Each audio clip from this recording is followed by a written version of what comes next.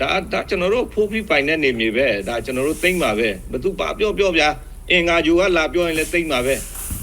သိမ့်တာကတော့မယုံမရှိနဲ့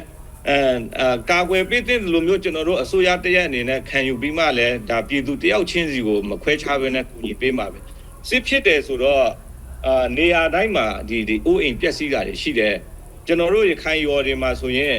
မျိုးတစ်မျိုးကိုမတိုက်ခင်တည်င်းပေါက်ကြမှာဆိုလို့ကျွန်တော်တို့မပြောဘူးတိုက်ခါနီးမှပဲမြန်ပြေးတော့ဆိုပြီးအဝတ်တစ်ထည်ကိုတစ်ခုပြေးရတာများတယ်မွတ်စလင်တွေအများနေတဲ့ဒေသတွေမှာဆိုရင်အဲ့ဒီလိုမျိုးအတင်းအကျပ်ရွှေ့ပြောင်းတယ်တနက်နဲ့ပြစ်ပြီးမှစစ်ပွဲမှာညက်တယ်လို့ဒါ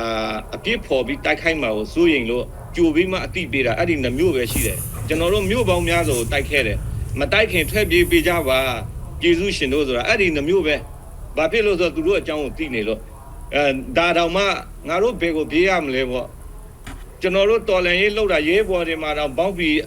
ခင်ကအပေါက်နဲ့တနက်ပြည့်နေရတာသူကောင်းတောင်မရှိဘူး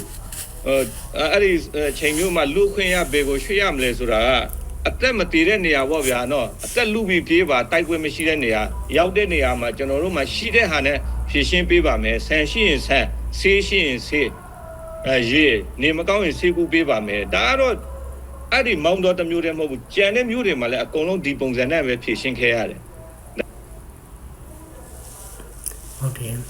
အဲ့ဒီကောင်ကမထွက်တဲ့မြဲတဲ့ကဘာကြီးကိုပြပြီးတော့အရှင်ကိတ်အဲ့လိုမျိုးဟိုပြလိုက်ရေးပြလိုက်ပေါ့နော်သူတို့အခွင့်ရမယ်ဆိုလို့ရှိရင်တော့ကိုယ့်ကိုမင်းချိုးပြီးတော့